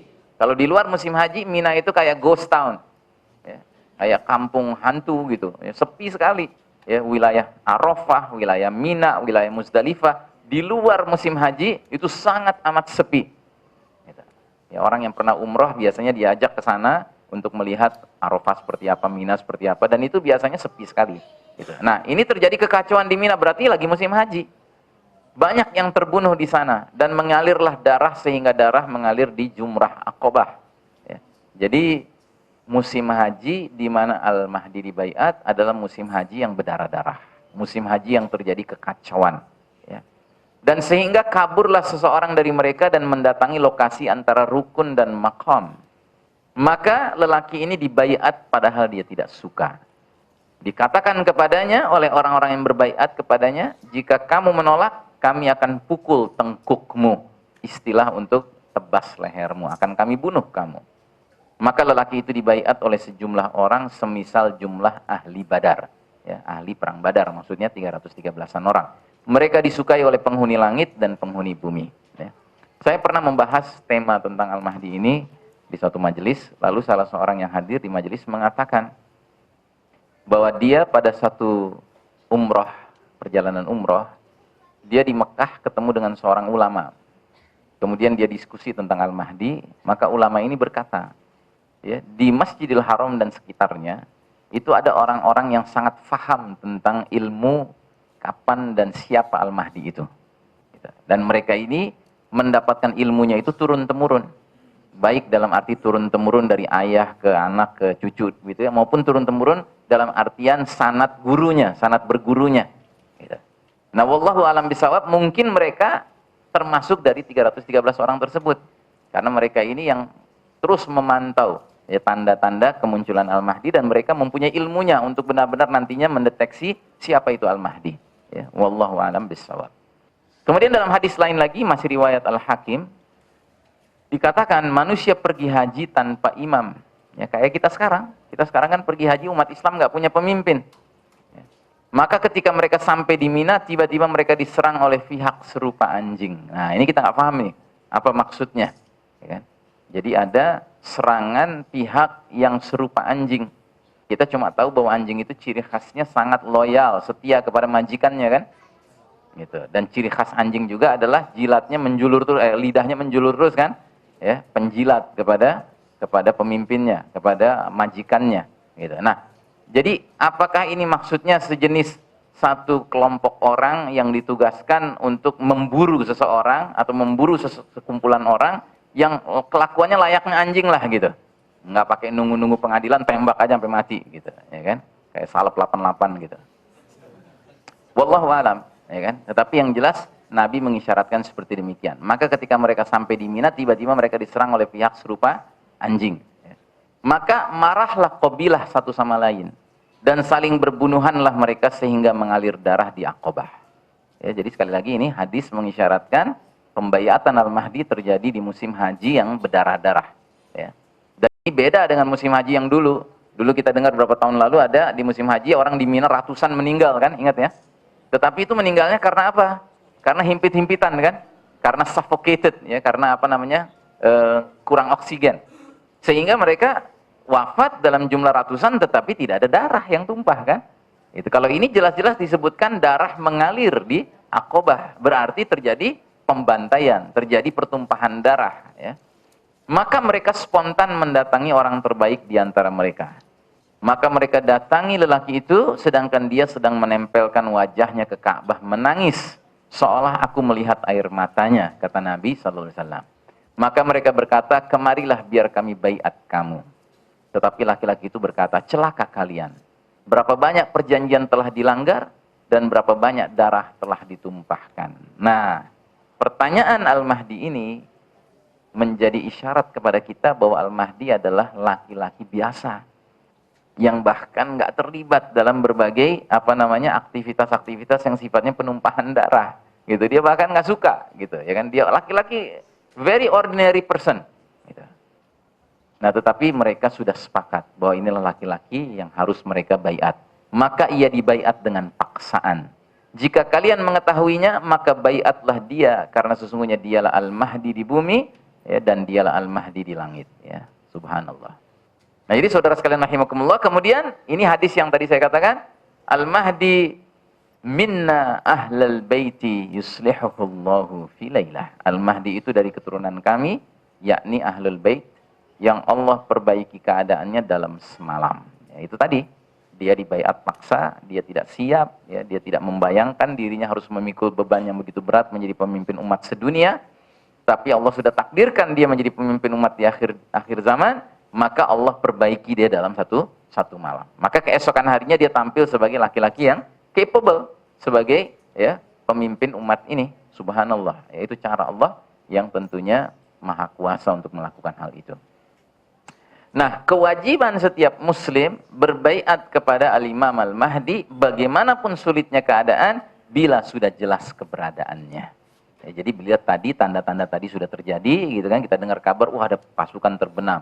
Ada sejumlah orang membaiat paksa laki-laki di depan Ka'bah, ya kan? Kemudian ada pasukan yang bahkan ikut bergabung dari Irak, dari Syam, dan mereka bersenjata dan jumlah mereka besar. Bahkan sudah terjadi peperangan dengan satu laki-laki yang keturunan Quraisy yang di backup oleh keluarga Kalb, ya kan? Dan mereka berhasil dikalahkan. Kalau sudah itu semua terjadi, nggak ada keraguan lagi mestinya bagi siapapun Muslim yang mendengar kabar-kabar ini bahwa Al-Mahdi sudah hadir. Dan kalau sudah demikian, berlakulah kewajiban yang Nabi katakan, fa idza ra'aitumuhu fabayi'uhu walau habwan 'ala thalji. Ketika kalian melihatnya, Al-Mahdi, jadi sudah mendeteksi, mengetahui kabarnya, memang benar ini Al-Mahdi, maka berbaiatlah dengannya walaupun harus merangkak-rangkak di atas salju. Nah, jadi saudara sekalian rahimakumullah, dari keseluruhan pembicaraan tentang Al-Mahdi ini, barangkali ini hadis yang harus paling membuat kita, ya, menjadi bersiap siaga. Nah, karena apa? Karena kalau memang sudah terjadi peristiwa-peristiwa tadi, ya, kita nggak bisa lagi mencari cara alasan untuk tidak bergabung dengan pasukan Al-Mahdi. Sebab Al-Mahdi begitu sudah muncul, praktis dia menjadi faktor yang menghapuskan semua khilaf bainal muslimin. Semua perbedaan pendapat di antara kaum muslimin harusnya sudah hilang ketika itu. Ya, kalau masih ada orang yang ngotot juga, ya kan, mencari-cari alasan untuk tidak mau bergabung, ya dia sangat berbahaya kondisinya. Jangan-jangan dia termasuk camp orang munafik yang tidak ada keimanan dalam dirinya, ya kan? Dan nggak ada ceritanya orang harus mencari-cari argumentasi yang dikaitkan dengan kelompoknya, ya kan? Loh, Al-Mahdi nggak dari jamaah tablik, kita kan jamaah tablik, gitu. Loh, kok Al-Mahdi bukan ikhwanul muslimin, kita kan ikhwanul muslimin, gitu. Loh, kok Al-Mahdi bukan dari salafi, kita kan salafi. Nggak ada lagi cerita begitu, ya kan? Semua harus menanggalkan pakaian kelompoknya untuk segera bergabung dengan pemimpin umat di akhir zaman, ya kan? Nah, justru maksud Allah Ta'ala mentakdirkan adanya sosok Al-Mahdi ini, ya, supaya umat ini memiliki sarana untuk bisa menyatukan barisan, gitu. Kalau sekarang orang masih bisa berdebat, ya kan? Karena ada perdebatan nih, ya, kenapa perlu kita berbaiat dengan amirnya ISIS, ya kan? Abu Bakar Al-Baghdadi, Al-Qurashi, Al-Hashimi, Al-Husaini, itu kan? Untuk jadi perdebatan kan, ada yang sampai mengatakan yang nggak mau berbaiat dia munafik misalnya, gitu kan. Nah, bagaimana? Nggak mungkin. Ya, karena itu tidak ada nasnya. Kalau ini jelas ada nasnya. Ini sudah sangat amat jelas, ya kan? Sebelum daripada Al-Mahdi muncul, kita masih bisa terlibat dalam perdebatan-perdebatan ijtihad yang berbeda-beda. Tetapi begitu Al-Mahdi sudah muncul, Nabi sampai mengatakan walau habwan 'ala thalji, walaupun harus merangkak-rangkak di atas salju. Itu istilah dalam bahasa Arab yang mengisyaratkan betapapun sulitnya keadaan, maka sudah jatuh kewajiban berbaiat dengan Al-Mahdi. Gitu. Nah, mudah-mudahan kita termasuk yang dimudahkan Allah menjalankan perintah Nabi ini, ya, karena pastinya sulit, ya, apalagi kita yang tinggalnya nggak cukup dekat dari Mekah, kan, kita jauh nih, ya, jarak kita dari Mekah, gitu. Ya, mulai sekarang bikinlah paspor, gitu. Saudara sekalian rahimakumullah, Al-Mahdi selanjutnya akan mengibarkan panji-panji al-jihadu fisabilillah untuk memerdekakan negeri demi negeri yang selama ini dikuasai oleh para mulkan Jabriyan, para penguasa yang memaksakan kehendak dan mengabaikan kehendak Allah dan Rasulnya. Al-Mahdi akan mengawali suatu proyek besar membebaskan dunia dari penghambaan manusia kepada sesama manusia untuk hanya menghamba kepada Allah Subhanahu wa taala, Malikus samawati wal ard, penguasa tunggal dan sejati langit dan bumi. Al-Mahdi akan memastikan bahwa dunia diisi dengan sistem dan peradaban yang mencerminkan kalimat thayyibah la ilaha illallah Muhammadur Rasulullah dari ujung dunia paling timur hingga ujung paling barat, ya. Nah, maka kembali kita melihat hadis ini, berarti Al-Mahdi akan mengantarkan kita beralih dari babak keempat menuju babak kelima. Dan ternyata peralihan itu, ya, bukan dengan cara mengandalkan negosiasi, ya kan? Bukan dengan cara negosiasi. Jadi Al-Mahdi nggak nanti datengin Gedung Putih terus negosiasi gitu, ayo serah terima, gitu. Enggak, ya kan? Bukan itu jalannya. Atau mengandalkan kotak suara, nggak mungkin, gitu. Ya kan? Dia harus mengandalkan jalan yang disunnahkan Nabi Muhammad SAW, yaitu jalan al-jihadu fi sabilillah. Whether we like it or not, whether we are prepared or not, whether we agree or not, ya kan? Itulah jalan. Kenapa? Karena itu jalan yang ditempuh Nabi kita. Kalau Nabi kita yang akhlaknya begitu mulia saja jalannya itu, apalagi kita. Kita seharusnya juga menempuh jalan tersebut. Nah, jadi saudaraku rahimakumullah, ghazawat, perang-perang tersebut akan dimulai dari Jazirah Arab, kemudian Persia, Iran, kemudian melawan Rum, Eropa dan Amerika, kemudian terakhir melawan pasukan Yahudi yang dipimpin langsung oleh puncak fitnah, yaitu Al-Masih Ad-Dajjal. Dan pasukan Al-Mahdi insya Allah akan diizinkan oleh Allah untuk selalu meraih kemenangan dalam berbagai peperangan tersebut, ya. Nah, saudara sekalian rahimakumullah, dalam satu hadis riwayat Imam Muslim disebutkan keempat-empat hal tersebut, 4 peperangan tersebut, ghazawat tersebut. Dikatakan dalam hadis tersebut, taghzuna jaziratal Arab fayaftahuhallah, thumma Farisa fayaftahuhallah, thumma taghzuna Ruma fayaftahuhallah, thumma taghzuna ad-dajjal fayaftahuhullah. Faqala Nafi'un ya Jabiru la nara ad-dajjal yakhruju hatta tuftahar Rum. Kalian akan memerangi jazirah Arab, lalu Allah menaklukkannya untuk kalian. Setelah itu Persia, lalu Allah menaklukkannya untuk kalian. Kemudian kalian akan perangi Rum, Romawi, lalu Allah menaklukkannya untuk kalian. Selanjutnya kalian akan memerangi Dajjal dan Allah menaklukkannya untuk kalian. Kemudian Nafi berkata, "Hai Jabir, kami tidak berpendapat bahwa Dajjal akan muncul hingga Rum ditaklukkan." Ya, jadi kekalahan terhadap Rum itulah tanda sudah dekatnya akan khuruj ad-Dajjal. Dan tadi sudah diisyaratkan bahwa Al-Mahdi ada di tengah umat ini sekitar 7 tahun. Ada lagi hadis lain mengatakan 9 tahun, ya antara 7 dan 9 tahun itulah. Nah, maka semua peperangan ini akan diselesaikan dalam rentang waktu itu, ya, 7 sampai 9 tahun itu. Wallahu a'lam bishawab. Nah, sesudah menaklukkan Jazirah Arab, kaum muslimin berperang melawan Persia. Jadi Jazirah Arab, kenapa ini yang harus pertama kali ditaklukkan? Karena Jazirah Arab adalah sumber awal tersiarnya ajaran al-Islam ini. Ya. Dialah negeri yang terdapat Haramain di dalamnya, Mekah dan Madinah. Maka ini harus dibebaskan terlebih dahulu. Ya, termasuk kalau kondisi politik dunia masih seperti sekarang, berarti pembebasan Jazirah Arab oleh Al-Mahdi dan pasukannya akan menjadi sarana untuk membebaskan 10.000 ulama yang sekarang dipenjara di Saudi. Gitu. Ya kan? Jadi sekarang ini di Saudi tidak kurang 10.000 ulama ya di penjara karena mereka tidak sejalan dengan maunya raja. Gitu. Nah, sedemikian dahsyatnya jumlah ulama yang dipenjara sampai ada salah seorang ulama yang menyuruh anak laki-lakinya untuk melakukan pelanggaran hukum supaya masuk penjara, supaya bisa belajar hadis. Ya, karena ada ulama hadis yang sangat dia kagumi di dalam penjara itu. Gitu. Sehingga sekarang kayak ada madrasah jamiah, bahkan perguruan tinggi di penjara di Saudi, ya. Wallahu a'lam bishawab. Nah, jadi penaklukan Jazirah Arab dengan sendirinya juga akan membebaskan ya para ya ulama-ulama ini jika kondisi politik, sosial politik tidak berubah seperti sekarang, masih seperti sekarang ya kurang lebih. Nah, setelah dibebaskannya Jazirah Arab yang ada Makkah Madinahnya, tentunya dengan semua satelit-satelitnya ya, Yaman, Oman, Kuwait, ya Dahran, Uni Arab Emirates dan seterusnya, itu semua adalah wilayah Jazirah Arab. Dan sudah barang tentu Anda bisa membayangkan ya, kalau Jazirah Arab berhasil dibebaskan dan berada di bawah kekuasaan khilafah ala minhajin nubuwah, maka siapa-siapa yang selama ini mengandalkan sumber daya alam dari Jazirah Arab pasti mengalami pendarahan ekonomi kan. Yang dalam hal ini siapa? Ya, Barat, ya kan? Amerika, Eropa, mereka mengandalkan minyak dari negara-negara Arab. Gitu. Nah, kalau sudah dikuasai oleh khilafah, ya kan khilafah tinggal ngatur aja harganya atau ngatur bahkan boikot dan seterusnya, ya kan? Maka pada masa itu nanti ya pihak yang selama ini ya bisa katakanlah memerah kekayaan dari Jazirah Arab itu mengalami economical bleeding ya, pendarahan ekonomi. Nah, jadi setelah Jazirah Arab dibebaskan, selanjutnya kaum muslimin berperang melawan Persia ya.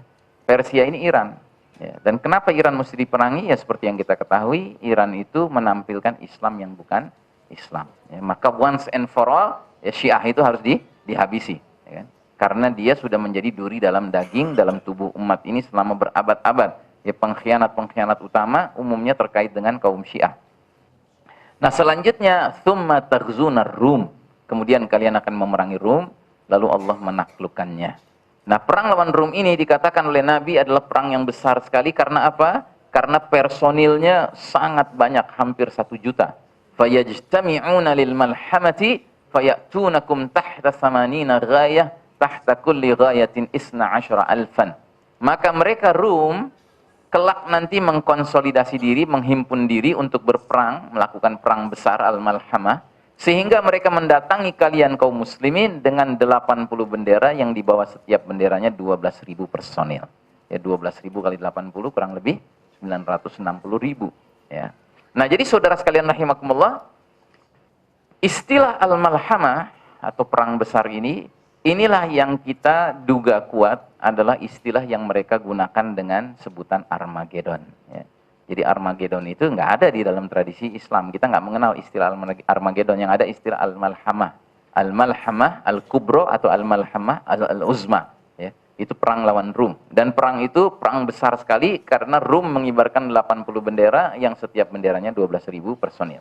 Nah, saudara sekalian rahimakumullah, kita tidak tahu maknanya 80 bendera ini kalau dikaitkan dengan kondisi politik dunia sekarang. Apakah itu bermakna sekedar Uni Eropa plus Amerika Serikat ya, menyatukan bendera-bendera mereka? Karena Uni Eropa sekarang jumlah benderanya antara 25 sampai 30 kan, keanggotaan Uni Eropa. Sementara Amerika Serikat itu adalah perserikatan negara-negara bagian yang jumlahnya ada 50. Ya kan? 50 tambah 25 30 ya. Beti lah, beda-beda tipis kan, 80 gitu. 75 80 gitu. Tetapi ada juga yang mengatakan bahwa pengertian 80 bendera itu enggak melibatkan Amerika. Kenapa? Karena Amerika mengalami pendarahan ekonomi. Sehingga mereka jangankan bisa ngirim pasukan, ya kan, mereka untuk menghidupi diri mereka saja sudah kewalahan pada masa itu. Nah, itu berarti kalau memang murni yang maksudnya perang lawan Rum itu lawan Eropa, berarti Uni Eropa sekarang yang jumlahnya sekitar 30 bendera itu akan terpecah-pecah lagi menjadi sampai 80 bendera. Ya seperti sekarang kan ada Ukraina kan terpecah, ada Ukraina, ada Crimea ya kan, dan seterusnya itu. Ya kan? Ini pecah terus gitu. Nah, wallahu a'lam bishawab ya, kita nggak perlu mempermasalahkan, tapi sebagai gambaran saja kita perlu mempunyai antisipasi seperti demikian. Nah, kemudian perang ini sedemikian dahsyatnya, pasukan Rum begitu banyaknya, sehingga dikatakan ya bahwa pasukan muslimin yang dipimpin Al-Mahdi akan terpecah ke dalam 3 kelompok. Ya, kelompok pertama pasukan yang desersi. Desersi tahu ya maknanya ya. Ya, tawalla aniz zahf dalam bahasa hadisnya.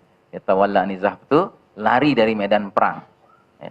Kenapa mereka lari dari medan perang? Karena perangnya begitu dahsyat. Sehingga ada sebagian dari pasukan kaum muslimin yang melakukan dosa besar, yaitu lari dari medan perang. Lari dari medan perang itu dosa besar. Ya kan? Kemudian kelompok yang kedua, mereka yang menemui kematian di dalam peperangan itu. Dan mereka disebutkan dalam hadisnya sebagai afdolus syuhada, orang-orang yang mati syahidnya utama. Ya kan? Sementara sepertiga sisanya dari pasukan Al-Mahdi itu kelompok yang meraih kemenangan. Hadisnya sebagai berikut. La taqumus sa'atu hatta yanzilar rumu bil a'maqi aw bidabiq. Fa yakhruju ilaihim jayshun minal madinati min khiyari ahlil ardi, dan seterusnya. Artinya, tidak akan terjadi hari kiamat hingga bangsa Romawi turun ke medan perang di suatu tempat bernama A'maq atau Dabiq. A'maq atau Dabiq adalah dua tempat yang ada di Suriah. Lokasinya sudah mendekati Laut Tengah, Mediterranean Sea, ya, jadi agak di pantai begitu, ya, kurang lebih. Dia jaraknya dekat dengan kota-kota yang sekarang itu ada namanya, ya, Homs, ya, kemudian Aleppo dan seterusnya. Bisa dilihat sendiri di peta, ya kan. Nah, jadi bangsa Romawi akan turun ke sana. Sehingga ada sekelompok pasukan dari Madinah. Nah, ini Madinah juga ada dua tafsiran. Ada ulama mengatakan Madinah itu maksudnya kota Madinah, ya, yang ada Masjid Nabawinya, tetapi juga Madinah di sini maksudnya kota. Dan kota yang dimaksud adalah kota benteng pertahanan umat Islam yang terbaik di masa itu, yaitu Damaskus. Ya kan?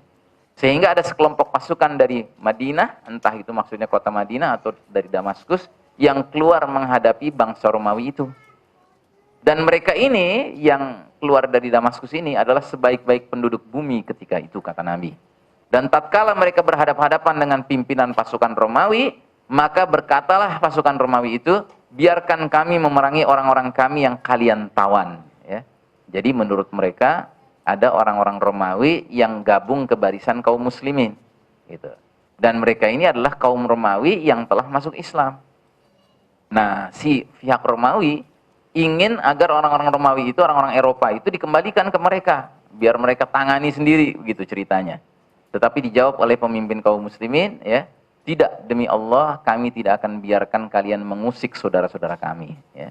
Jadi walaupun mereka etnisnya Eropa, tapi mereka sudah jadi Muslim, berarti sudah menjadi ikhwan, ya kan, saudara. Ya, tidak lagi dianggap sebagai asing, orang asing. Maka terjadilah peperangan antara mereka. Sepertiga pasukan kaum muslimin akan melarikan diri dari medan perang, maka Allah tidak akan mengampuni mereka untuk selama-lamanya. Na'udzubillah min dzalik, ya. Sepertiga lagi terbunuh sebagai afdhalus syuhada, sebaik-baik para syuhada di sisi Allah Ta'ala. Sedangkan sepertiga lagi Allah akan berikan kemenangan kepada mereka. Mereka tidak akan ditimpa sebuah fitnah, bencana atau kesesatan sedikit pun untuk selamanya. Lalu kemudian sepertiga yang Allah menangkan itu, selanjutnya akan menaklukkan kota Konstantinopel. Ya. Konstantinopel itu sekarang dalam peta dunia namanya Istanbul. Ya, Istanbul. Ya, dan ini penaklukan kota Konstantinopel dengan suatu penyerangan tanpa senjata, melainkan dengan wirid, tahlil, dan takbir. Gitu. Nah, mengapa kita harus merenungi, ya, kenapa kok Konstantinopel akhirnya juga harus dibebaskan, harus diserang, walaupun tidak dengan senjata? Karena dia adalah bagian dari pasukan Rom. Gitu. Ya. Turki itu kan sampai sekarang militernya itu pada dasarnya walaknya, loyalitasnya kepada NATO kan. Memang mereka bergabung dengan NATO kok. Ya. Berarti mereka pada dasarnya bagian dari pasukan Rom. Gitu. Nah, oleh karenanya pasukan Al-Mahdi nanti harus membebaskan, ya, kota terakhir Rom, isyarat Rom, dan itu adalah kota Konstantinopel. Dan kenapa mereka bisa membebaskannya cukup dengan wirid, tahlil, dan takbir? Karena pada hakikatnya masyarakat di sana sudah Muslim, cuma Muslim sekuler, gitulah. Nah, akhirnya ketika mereka mendengar kabar bahwa pasukan yang berhasil mengalahkan Rom yang jumlahnya hampir 1 juta itu mau datang, oh, bagaimana mereka berani hadapi? Nggak mungkin mereka berani hadapi. Cukup dengan tahlil dan takbir sudah ngeper, gitu, ya kan? Udah ketakutan, udah tunduk. Gitu. Nah, oleh karenanya Nabi menjelaskan dalam sebuah hadis, pernahkah kalian mendengar sebuah kota yang pada satu sisinya terdapat daratan, sedangkan pada sisi lainnya terdapat lautan? Para sahabat menjawab, iya, wahai Rasulullah. Maka Nabi melanjutkan, tidak akan terjadi hari kiamat hingga kota itu diperangi oleh 70.000 orang dari keturunan Bani Ishaq. Jika mereka telah mendatanginya, mereka turun ke medan perang, akan tetapi mereka tidak memerangi dengan menggunakan senjata pedang maupun panah. Mereka hanya mengucapkan la ilaha illallah wallahu akbar. Lalu salah satu sisinya pun dapat ditaklukkan. Kemudian untuk kedua kalinya mereka mengucapkan la ilaha illallah wallahu akbar. Lalu satu sisi lainnya pun ditaklukkan. Kemudian untuk ketiga kalinya mereka mengucapkan la ilaha illallah wallahu akbar. Lalu dibukakanlah benteng pertahanan mereka sehingga mereka dapat memasukinya dan mengambil harta rampasannya. Dan ketika mereka sedang membagi-bagikan harta rampasan, terdengar sebuah teriakan, sesungguhnya Dajjal telah muncul.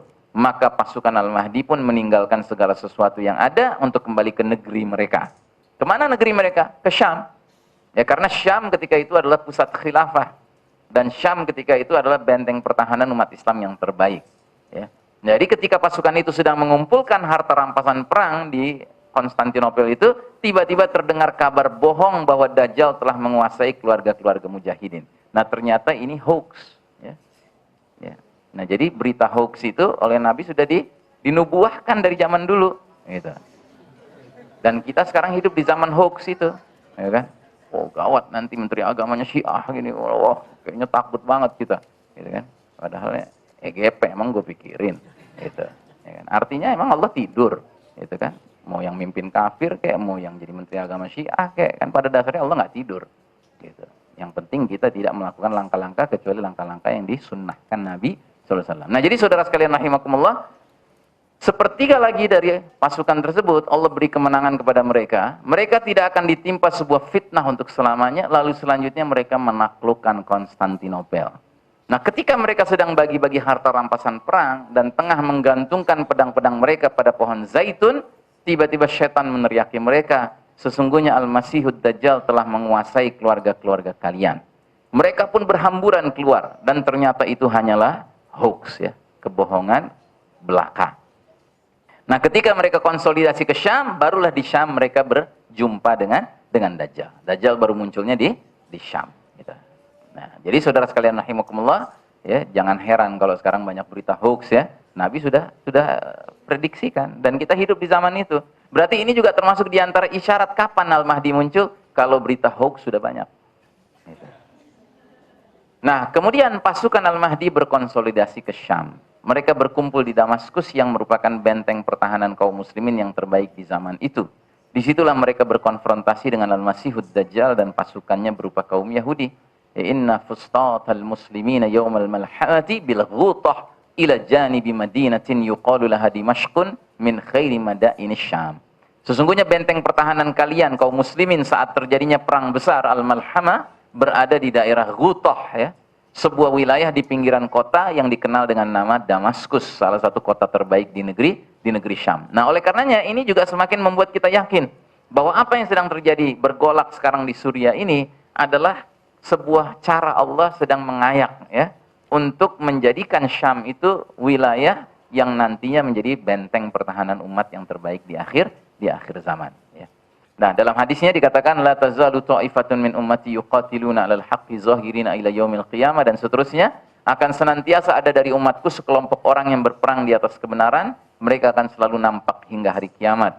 Lalu Nabi bersabda, turunlah Isa putra Maryam, lalu pemimpin mereka Al-Mahdi berkata kepada Isa alaihissalam, kemarilah pimpin kami salat. Tetapi Isa menjawab, tidak, sesungguhnya sebagian kalian atau sebagian yang lain adalah pemimpin sebagai bentuk pemuliaan Allah terhadap umat ini. Ya, terus Isa alaihissalam mendorong bahunya Al-Mahdi untuk memimpin sholat subuh itu. Tetapi Isa sendiri makmum di belakang Al-Mahdi sebagai isyarat bahwa dia datang tidak membawa ajaran baru, apalagi agama Nasrani, tetapi menjadi pengikut Nabi Muhammad sallallahu alaihi wasallam. Dalam hadis yang lain yang kurang lebih sama redaksinya berbunyi, turunlah Isa alaihissalam, maka pemimpin mereka Al-Mahdi berkata, marilah pimpin sholat ini. Tetapi dia menjawab, Isa menjawab, tidak, sesungguhnya sebagian mereka menjadi pemimpin bagi sebagian lainnya. Itulah penghormatan Allah bagi umat ini. Selanjutnya, Isa alaihissalam akan membunuh Al-Masihud Dajjal.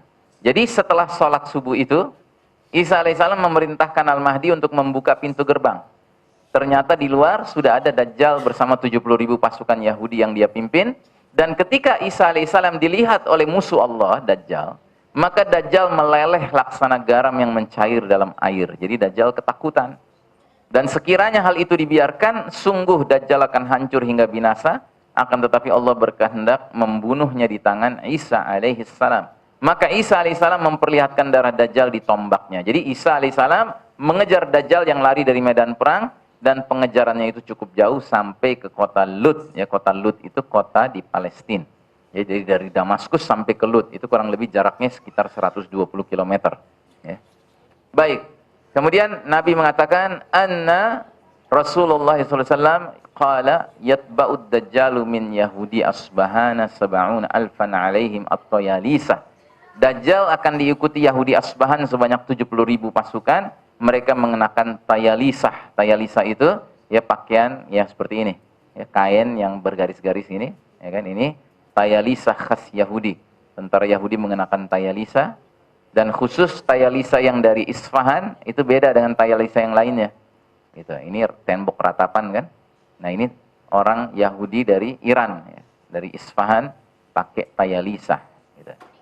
Jadi nanti Dajjal itu memimpin 70.000 pasukan Yahudi semuanya dari Isfahan. Isfahan itu di mana? Di Iran gitu. Dan ini semakin menyadarkan kita antara Syiah dengan Yahudi pada dasarnya nggak pernah bermusuhan kok, ya kan? Negerinya kaum Syiah itu, Iran itu, di tempatnya banyak kampung-kampung Yahudi. Itu lebih mudah menemukan sinagog di Iran daripada nyari masjid Ahlus Sunnah wal Jamaah. Gitu. Baik, nah saudara sekalian rahimakumullah, sementara itu Dajjal dibunuh oleh Isa alaihissalam, pasukan Al-Mahdi memerangi pasukan Yahudi yang dipimpin Dajjal tadi, dan berlakulah hadis Nabi yang terkenal ini. La taqumu sa'atu hatta yuqatilal muslimuna al-yahuda fayaqtulahumul muslimuna hatta yakhtabi al-yahudi wara al-hajari aw asy-syajarati fayaqulul hajaru aw asy-syajaru ya muslimu ya Abdullah hadza yahudiyyun khalfi fata'ala faqtulhu illa al-gharqada fa innahu min syajaril yahud. Tidak akan terjadi kiamat sehingga kaum muslimin memerangi kaum Yahudi, sehingga Yahudi berlindung di balik batu dan pepohonan, tetapi batu dan pohon itu dengan izin Allah berbicara. Hai muslim, hai hamba Allah, ini ada Yahudi di belakangku, kemari bunuhlah dia, kecuali Gharqad, sebab dia pohonnya kaum Yahudi. Nah, jadi saudara sekalian rahimakumullah, uniknya hadis ini hadis diriwayatkan oleh Nabi kita, disampaikan oleh Nabi kita, tetapi kaum Yahudi lebih kenal hadis ini daripada kita. Buktinya di Israel sekarang ditanam banyak pohon, dan salah satunya pohon Gharqad, ya. Jadi mereka sangat faham dengan hadis ini, dan mereka bersiap-siap untuk menghadapi ya kaum muslimin dengan menyiapkan pohon Gharqad di negeri mereka untuk siap-siap bersembunyi. Baik saudara sekalian rahimakumullah, demikianlah pembahasan kita tentang tampilnya Al-Mahdi. Ya, saya cukupkan sampai sekian saja. Aqulu qouli hadza fastaghfirullah li wa lakum. Innallaha ghafurur rahim. Wassalamualaikum warahmatullahi wabarakatuh.